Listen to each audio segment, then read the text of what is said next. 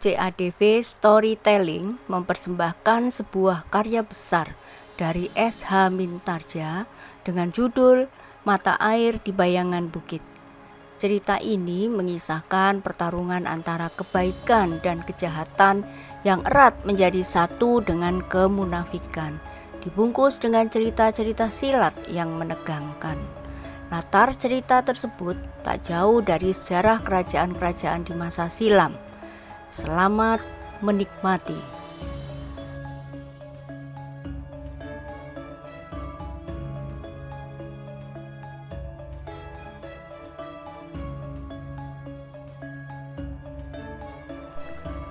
Pada episode yang lalu dikisahkan bahwa rasa-rasanya kedua orang ayah dan anak itu telah merupakan pesona yang tidak dapat dilupakannya.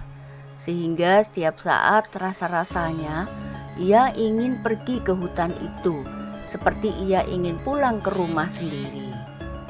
Tetapi hari itu Jeliteng tidak dapat mengajak kawan-kawannya untuk pergi ke bukit, karena Jeliteng mengetahui bahwa kebanyakan kawan-kawannya lelah dan mengantuk.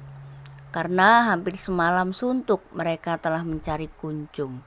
Sementara Jeliteng sendiri juga ingin beristirahat setelah semalam-malaman berlari-lari menyusuri bulak dan lereng bukit. Dari Bukit Gundul sampai ke bukit yang berhutan lebat. Hari itu, setiap mulut di Lumban Wetan dan Lumban Kulon masih membicarakan bagaimana seorang anak muda telah hilang diculik iblis betina. Dari pintu ke pintu, orang-orang Lumban membicarakannya.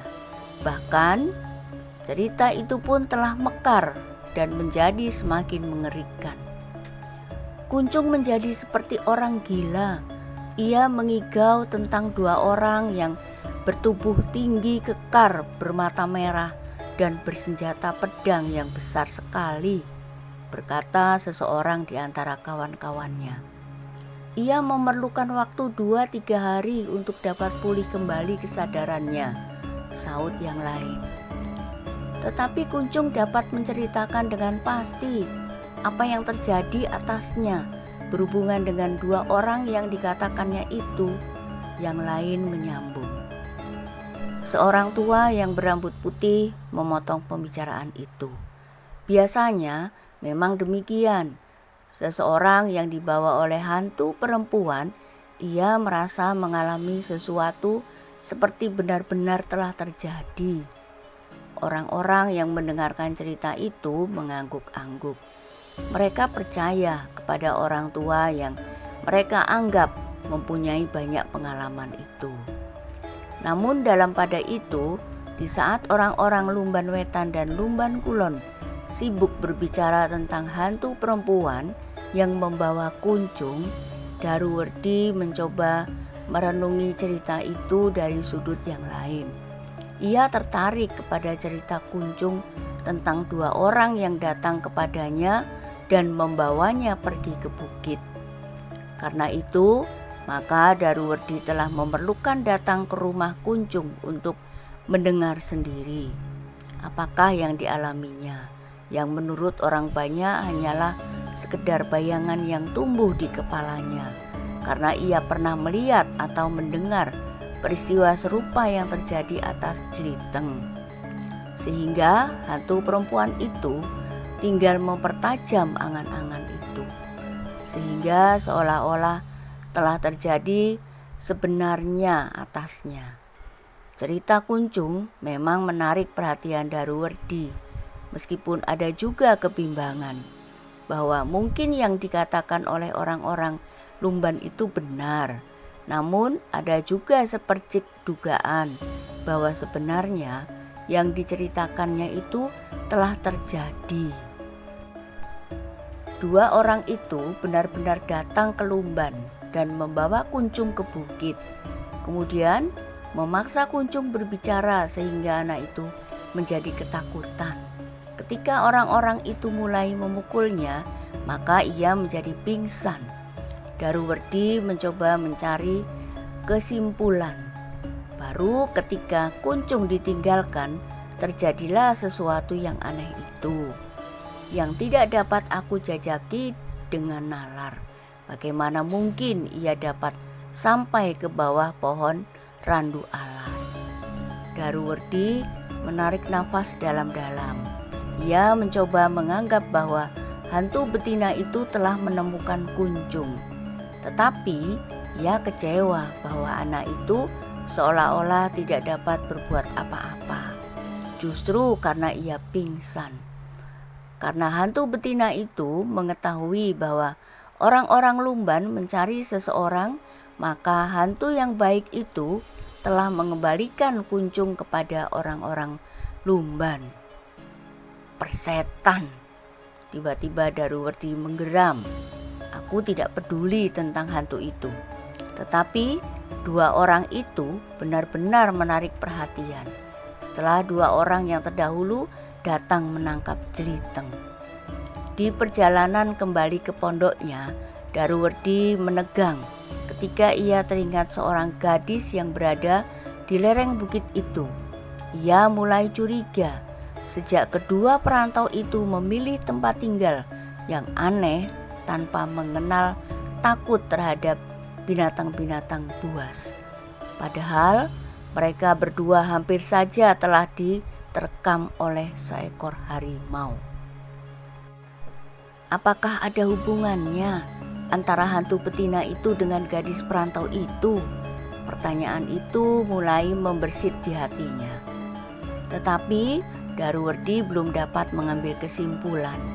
Ia masih harus banyak melihat dan mendengar apa yang terjadi di Lumban.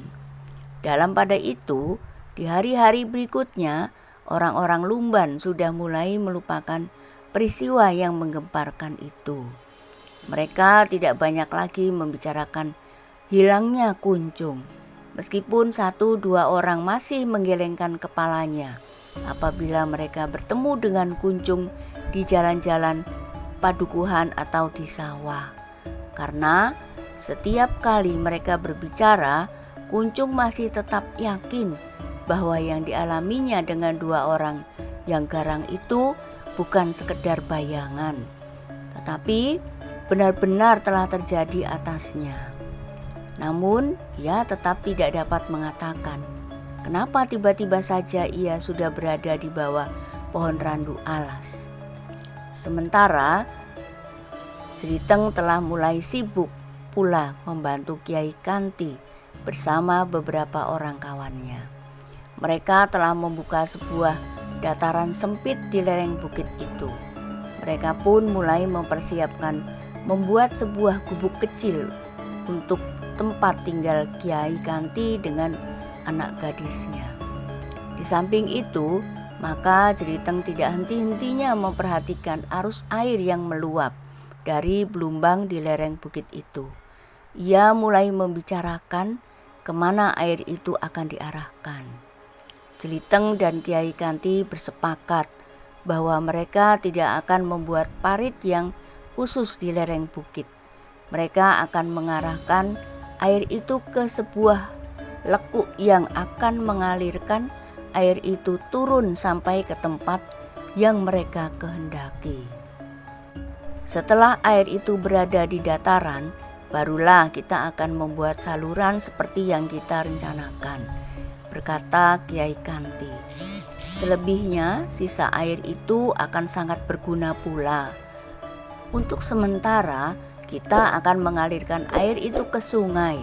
Dengan demikian, kita tidak perlu membuat saluran induk yang panjang. Apalagi sungai itu mengalir dekat perbatasan antara Lumban Kulon dan Lumban Wetan. Bahkan, kadang-kadang sungai itu berada di daerah Lumban Wetan. Tetapi di bagian yang lain, sungai itu menjorok masuk ke daerah Lumban Kulon, saut Jeliteng. Tetapi di wilayah manakah sungai itu memasuki daerah Lumban, Ger? Bertanya Kiai Kanti. Sungai itu memasuki daerah Lumban di Lumban Wetan, Kiai. Katakanlah bahwa bukit dan dataran di bawah bukit yang menghadap ke padukuhan itu adalah daerah Lumban Wetan. Tetapi Di sisi lain, dataran itu adalah telatah Lumban Kulon, meskipun mereka seakan-akan tidak menghiraukannya karena sampai saat ini tanah itu tidak pernah digarap. Kiai Kanti menarik nafas dalam-dalam. Jeliteng yang agaknya mengetahui perasaan Kiai Kanti berkata, "Kiai terlalu memikirkan masa yang jauh di depan, tetapi orang Lumban sendiri kurang memperhatikan batas antara dua kabuyutan itu." Kiai Kanti mengangguk. Jawabnya, "Ya Nger, sejak ayunan cangkul yang pertama kita harus sudah mulai memikirkan. Jika sungai itu mengalirkan air yang lebih banyak, maka mulailah timbul persoalan antara Lumban Wetan dan Lumban Kulon yang sampai saat ini nampaknya tidak pernah berselisih. Air itu akan memancing masalah, karena jika air itu mengalir menyusuri sungai itu, maka kedua padukuhan itu tentu akan segera berpikir untuk memanfaatkannya. Mereka tentu ingin mengaliri sawah mereka yang kering seperti yang akan kita lakukan di bawah bukit ini." Jeliteng mengangguk-angguk, tetapi katanya kemudian, kedua daerah itu akan dapat membicarakannya dengan baik. Mereka akan membendung sungai itu dan menaikkan airnya ke dua arah. Satu parit itu akan menyusuri bulak-bulak di Lumban Wetan dan satu lagi ke arah Lumban Kulon. Demikianlah menurut nalar, tetapi kadang-kadang akan timbul perasaan yang dapat mengaburkan nalar yang bening ini. Karena iri, dengki, dan barangkali juga ketamakan dari satu dua orang di Lumban Wetan atau di Lumban Kulon. Jika demikian halnya, maka mulailah persoalan yang tidak diharapkan itu, berkata Kiai Kanti. Jeliteng menarik nafas dalam-dalam. Katanya, "Kita berdoa Kiai, mudah-mudahan tidak akan timbul persoalan yang demikian di padukuhan ini." "Mudah-mudahan Ger, tetapi kita harus sudah berjaga-jaga apakah yang sebaiknya dilakukan meskipun air itu masih kurang. Mudah-mudahan Ki Buyut di Lumban Wetan dan Lumban Kulon akan dapat mengatasi masalahnya. Keduanya sudah tahu bahwa Kiai akan membangun padepokan di sini," desis Jeliteng. Demikianlah maka mereka semakin hari menjadi semakin gairah bekerja. Meskipun kawan-kawan Jeliteng tidak banyak, tetapi mereka senang melakukan pekerjaan itu. Di saat mereka tidak mempunyai pekerjaan di sawah, mereka menemukan cara untuk mengisi waktu di lereng bukit itu. Sementara itu, Jeliteng sudah menelusuri lekuk-lekuk batu padas yang akan dapat dipergunakannya untuk menguasai arus air. Beberapa tempat ia masih harus menimbuninya dengan tanah yang cukup banyak agar arah air itu tidak terbagi.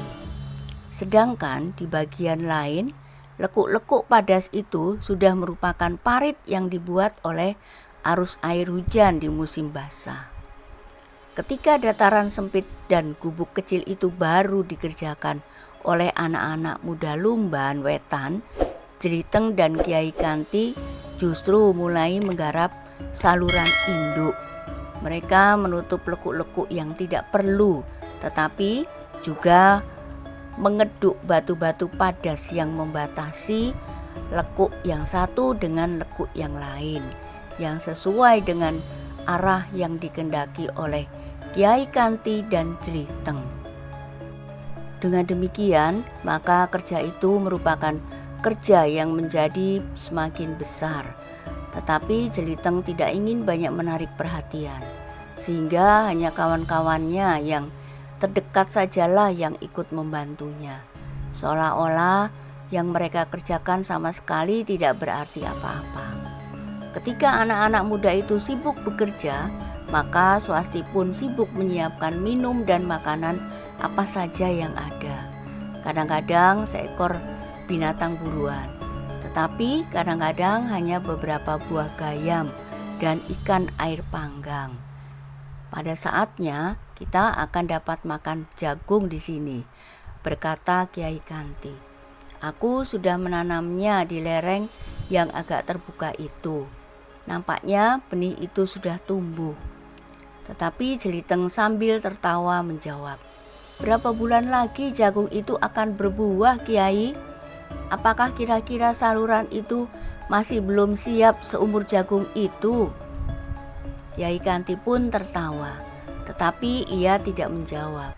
Namun betapapun Jeliteng membatasi kerja itu, tetapi hal itu sangat menarik perhatian Daruwerdi. Karena itu, maka ia pun memerlukan naik ke lereng bukit untuk menyaksikan sendiri apa yang sebenarnya telah terjadi. Kehadirannya di lereng bukit itu telah mengejutkan Swasti yang baru sibuk memasak. Karena itu, sejenak ia tergagap. Namun kemudian ia mencoba untuk menguasai perasaannya. "Di mana ayahmu?" bertanya Daruwerdi. "Mereka sedang bekerja di bawah," jawab Swasti. "Apakah kau tidak takut berada di sini sendiri?" "Kenapa takut? Bukankah sekarang siang hari? Di malam hari aku di sini bersama ayah." Daruwerdi termangu-mangu sejenak. Di luar sadarnya, ia memandang gadis perantau yang berpakaian kusut itu. Sambil mengerutkan keningnya, ia berkata di dalam hati, "Gadis kumal ini berwajah cantik juga. Jika saja ia sempat merawat tubuhnya, maka ia akan menjadi seorang gadis yang tidak akan ada tandingannya di Lumban." Swasti yang merasa dipandang oleh Daruwerdi dengan tajamnya, wajahnya menjadi merah. Selangkah ia beringsut. Tanpa disengaja, maka ia pun berjongkok di muka perapian dan melemparkan pandang matanya ke api yang menyala. Daruwerdi menarik nafas dalam-dalam. Beberapa langkah ia maju mendekat. Katanya, "Kenapa kau lebih senang tinggal di sini daripada di Padukuhan?" Swasti menjadi semakin berdebar-debar, apalagi ketika ia mendengar langkah Daruwerdi yang mendekat. Tetapi Swasti tidak berani memalingkan wajahnya. Sebagai seorang gadis yang jarang bergaul dengan orang lain, maka sikap Daruwerdi benar-benar membuat jantungnya bagaikan semakin cepat berdetak di dalam dadanya. "Kenapa, he?" Daruwerdi mendesak. Swasti menjadi semakin bingung. Namun kemudian ia menjawab, "Semuanya terserah kepada ayah. Ayah memilih tempat ini dan aku pun hanya mengikuti saja." "Tetapi kau berhak untuk mengajukan pendapatmu. Katakan kepada ayahmu bahwa kau takut berada di sini seorang diri meskipun siang hari. Jika harimau itu datang kemari, maka kau akan dapat diterkamnya." "Aku dapat memanjat," jawab Swasti tiba-tiba. Daruwerdi mengerutkan keningnya. Katanya, "Menarik sekali. Hei, cobalah memanjat. Anggaplah aku seekor harimau yang akan menerkammu." Adalah di luar dugaan sama sekali bahwa tiba-tiba saja Daruwerdi itu pun berjongkok di sampingnya. Swasti adalah seorang gadis yang memiliki keberanian yang melampaui orang kebanyakan. Ia berani melawan Jeliteng dan bahkan ia telah mengalahkan dan membunuh 2 orang yang mengaku dari perguruan Pusparuri. Tetapi demikian seorang anak muda berjongkok di sampingnya, maka tubuhnya tiba-tiba saja telah menjadi gemetar. "Swasti? Namamu Swasti bukan?" panggil Daruwerdi. Swasti menjadi semakin gelisah. Keringat dingin telah mengalir di seluruh batang tubuhnya, sehingga rasa-rasanya seluruh badannya menjadi basah.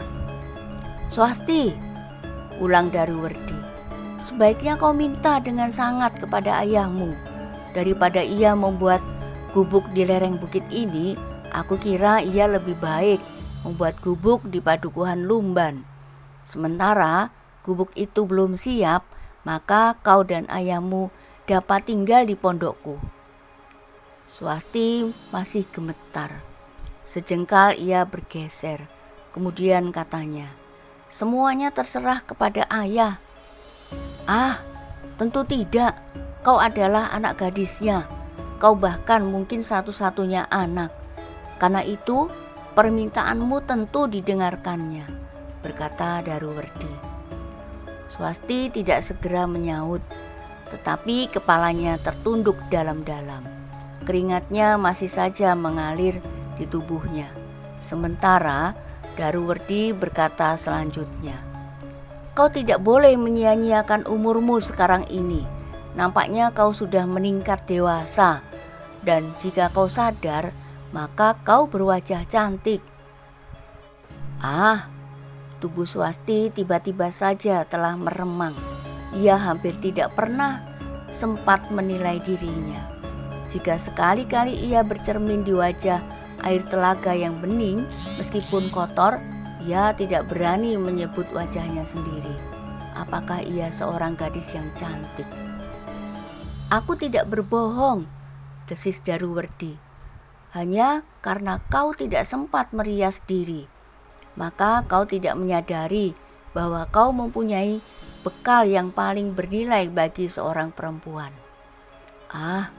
Sekali lagi Swasti berdesis. "Aku tidak pernah mempunyai kesempatan untuk menilai diriku sendiri." Daruwerdi tertawa pendek.